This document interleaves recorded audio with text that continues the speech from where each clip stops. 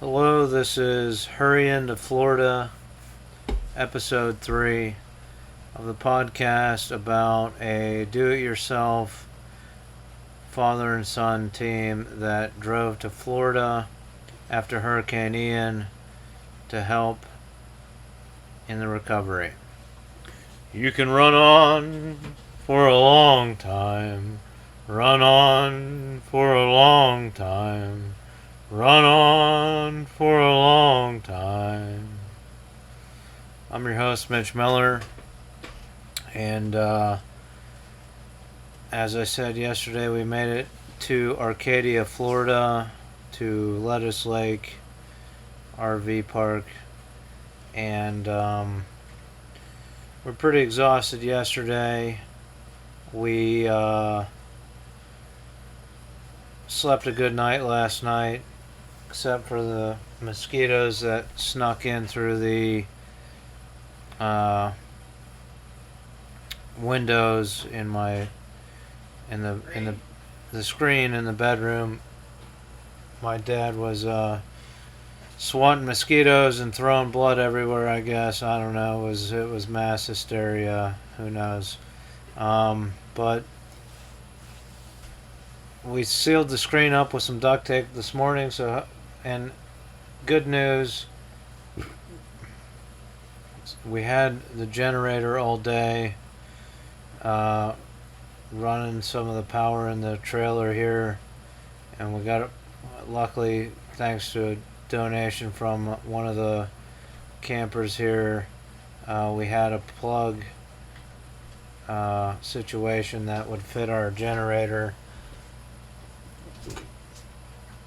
Excuse me, I've been imbibing in a little bit of adult beverages here, so I apologize for any gaseous emissions here. But after working all day in the hot sun, in Florida on some of these trailers and stuff, I found myself entering into the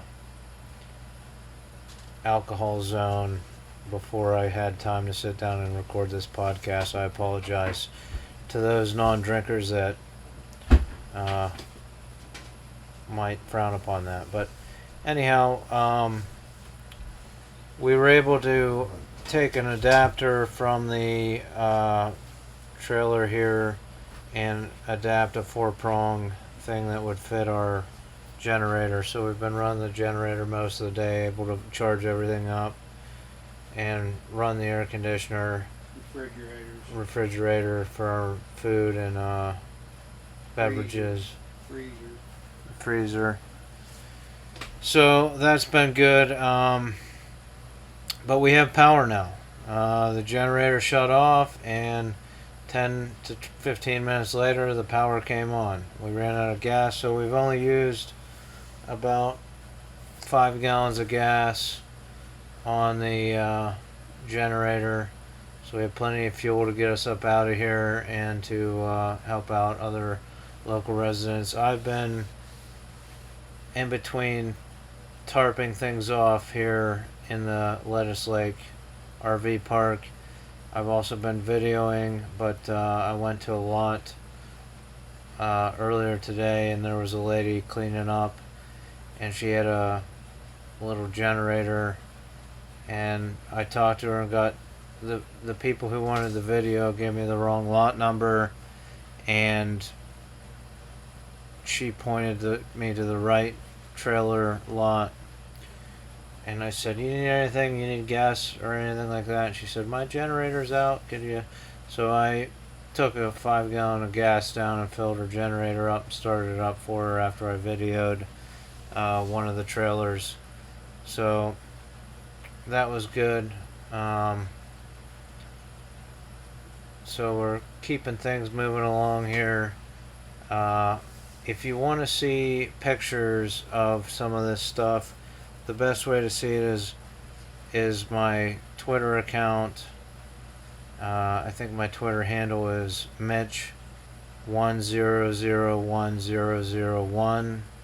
It's on the MitchForMayor.com website. Mitch, the number 4mayor.com.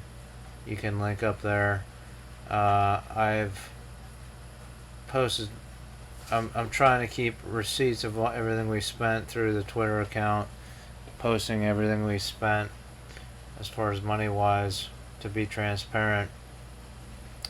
But I've also posted a couple pictures, and that's what I have connected to my main phone line, my private phone line that I use. For privacy purposes, I don't have Facebook connected to that phone. I have it on a different phone, so it's luckily we have both computers working at the same time to upload videos and connect things in that way. So I am one of those people, someone with two phones, but we were able to video some units today. We did some exteriors. I could set my ladder up and show the roofs and some of the damage. And I posted on the Lettuce Lake Facebook group that I'm willing to do videos, and I have my professional camera down here. I can take professional photos. I don't know if FEMA would accept that or not, but I offered to do that. And so that's where we're at with that. We were able to shoot some exteriors, and then we got keys for one unit that wanted an interior shot, and I've been able to upload it directly from my phone via the wireless network here. I have unlimited data, and get that to YouTube. They compress the video, obviously. It's a little easier medium to work through with the YouTube, to upload it directly to there, and then link them to that. And I've kept their videos unlisted so that only they can access them through the link, or share the link with, we'll say, FEMA or whoever needs to see it. I thought about doing it in the private mode, but I think you have to have a YouTube account to get the code to view your private videos. And let's face it, a lot of these people are older, 60s, 70s, 80s, and they don't have a YouTube account, and they're not going to sign. It's an extra thing for them to have to sign up for in order to access this video. So I think the unlisted option is the best option. But we're looking at being able to assess things in a disaster, and use the existing technology companies to the maximum benefit. They're not geared that way. I have a lot of ideas for technology companies that are better suited to dealing with these situations, but they're geared towards maximum profit for minimum effort, as per most companies. So I'd like to thank my donors at this point. I want to thank Hillary Kohler, my wife. She donated over $200 towards this expedition into Florida, so we'd like to thank her. If you'd like to make a donation, please go to MitchForMayor.com. That's Mitch the number 4Mayor.com. There's a PayPal. You can use your card to donate. I'm gonna, on the next episode, hopefully come up with some solid numbers as to what we've spent on this trip, and give you some solid numbers so that you can decide whether you'd like to donate to the cause. And I got some requests for videos from two different lots that still have about 1 foot to 3 feet of water on their lot. Water from the Peace River here in Arcadia, and I was gonna text them. I asked about a kayak. There's a kayak a couple doors down. and I posted on the Lettuce Lake Facebook group about borrowing a kayak to be able to paddle around and get video of these lots. And they responded, but one of the responses was that it wouldn't be a good idea to get in the water while they were bringing power back online, which they have been working on the power all day.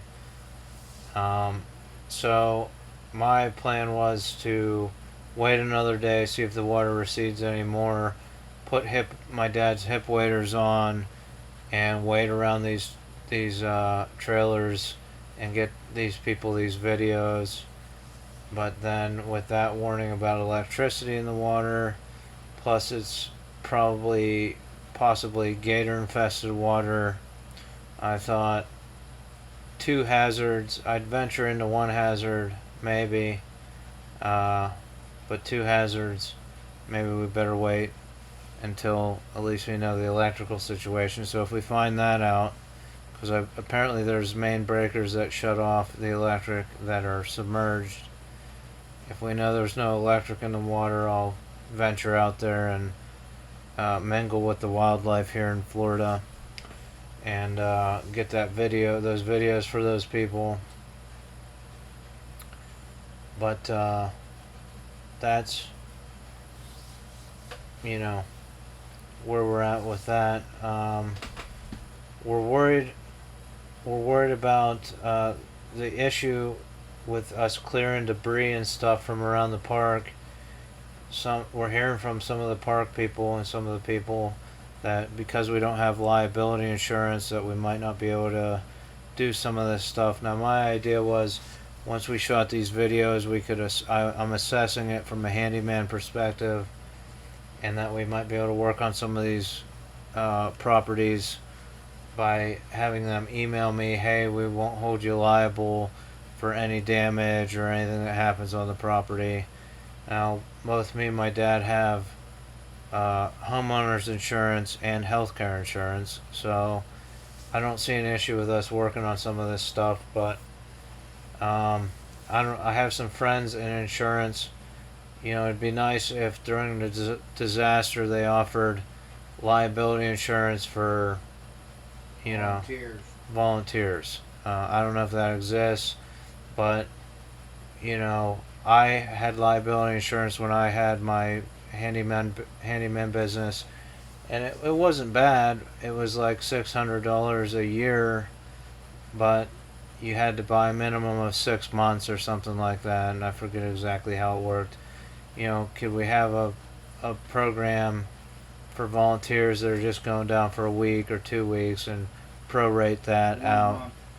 Or 1 month? Can we have a 1 month plan? Why is the minimum 6 months? So we're not sure how much more we're going to be able to do down here.